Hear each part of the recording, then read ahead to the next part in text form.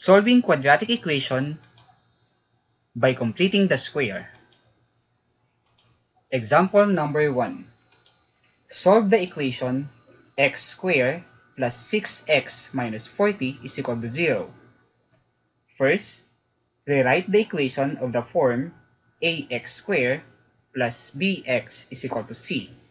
So we have x squared plus 6x is equal to 40. Then, add 6 over 2 square on both sides. So we have x squared plus 6x plus 9 is equal to 40 plus 9. Factor the left side and simplify the right side. So we have quantity x plus 3 squared is equal to 49. Extract from the square root. X plus 3 is equal to positive negative 7. Solving for x is equal to 4 or x is equal to negative 10. Therefore, the solution set is 4, negative 10.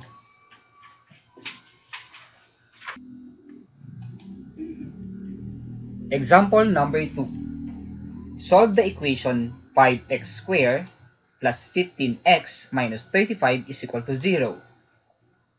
First, divide the equation by 5. So we have x squared plus 3x minus 7 is equal to 0. Then, rewrite the equation of the form ax squared plus bx is equal to c. So this is gonna be x squared plus 3x is equal to 7. Then, add 3 over 2 square on both sides. So we have x squared plus 3x plus 9 over 4 is equal to 7 plus 9 over 4. Factor the left side and simplify the right side. So we have quantity x plus 3 over 2 square is equal to 37 over 4.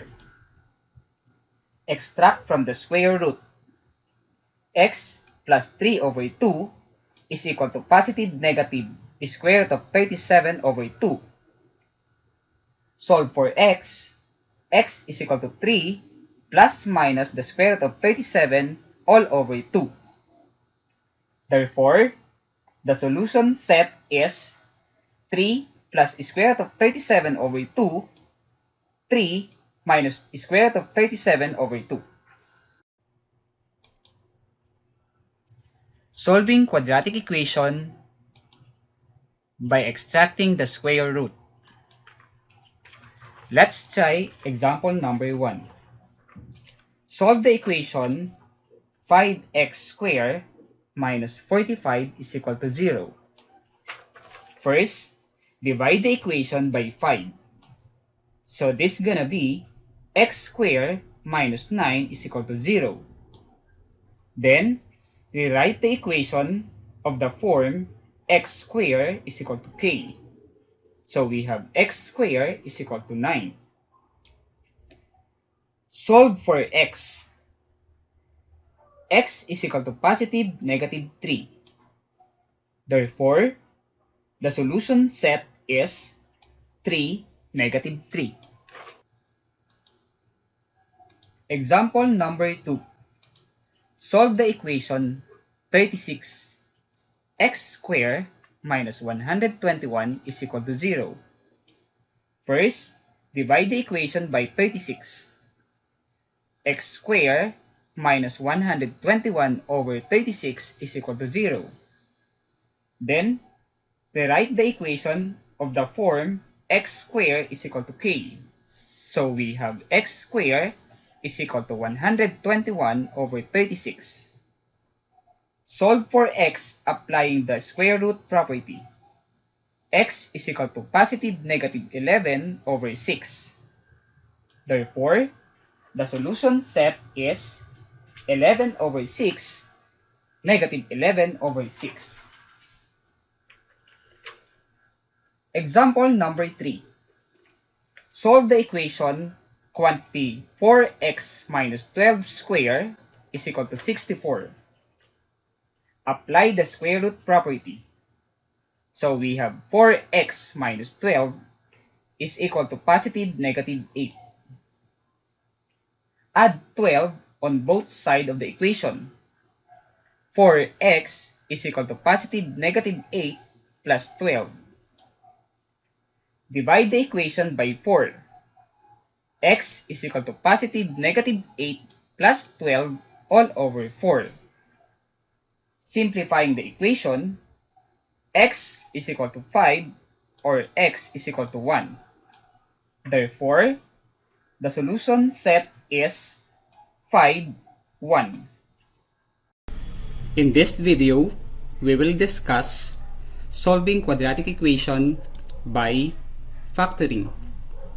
Let's consider this equation. Let's say we have x squared plus 11x minus 26 is equal to 0. First, factor the left side. So this becomes quantity x plus 13 times the quantity x minus 2 is equal to 0. Then, equate both factors to 0. So we have x plus 13 is equal to 0 or x minus 2 is equal to 0. Then, solve for x. So x is equal to negative 13 or x is equal to positive 2. Therefore, the solution set of this quadratic equation will be negative 13, positive 2. Let's have another example. Let's say we have 3x squared plus 14x is equal to negative 8. First, we have to rewrite the equation in the standard form. So we have 3x squared plus 14x plus 8 is equal to 0. Then, we can now factor the left side. So this becomes quantity 3x plus 2 times the quantity x plus 4 is equal to 0. Then, equate both factors to 0. So we have 3x plus 2 is equal to 0 or x plus 4 is equal to 0. Then, solve for x. X is equal to negative 2/3 or x is equal to negative 4. Therefore, the solution set is negative 2/3, negative 4.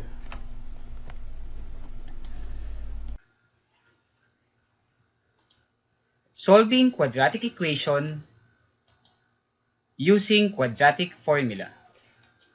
Example number 1.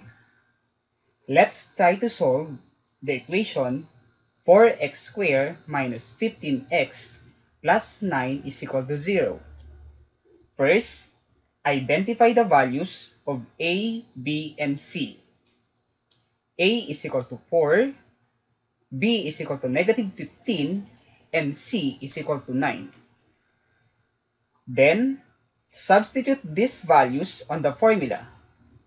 X is equal to negative times negative 15 plus minus the square root of negative 15 squared minus 4 times 4 times 9 all over 2 times 4. Solve for x. X is equal to 15 plus minus the square root of 225 minus 144 over 8. Simplifying the radicand, we have x is equal to 15 plus minus the square root of 81 all over 8. Continue simplifying, we have x is equal to 15 plus minus 9 all over 8. So x now is equal to 3 or x is equal to 3/4. Therefore, the solution set is 3/4, 3.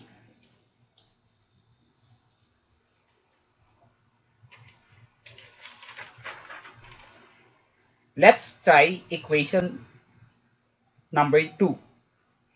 Solve the equation 3x squared plus 8x plus 3 is equal to 0. Again, identify the values of a, b, and c. A is equal to 3, b is equal to 8, and c is equal to 3. Substitute these values on the formula.